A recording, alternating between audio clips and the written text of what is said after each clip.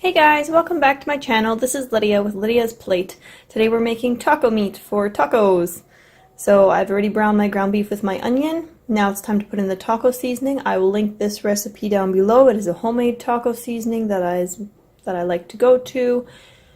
And so I'll put in 2 tablespoons of that. Sometimes I do a 1/4 cup. It all depends how I feel that day.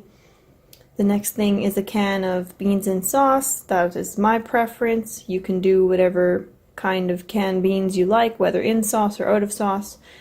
And then give that all a stir. Let those flavors meld together and get into everywhere. Make sure your ground beef is smushed up into the small chunks that your family likes. And give it a few minutes again to simmer those flavors together, and you're ready for lunch or supper, whatever you're making it for. Alright guys, thanks so much for joining us. I hope you found this helpful and it gives you another idea of what to put on your plate. And if you haven't already, then please feel free to subscribe and hit the thumbs up if you like this video.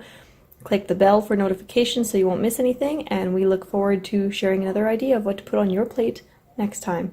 Thanks so much.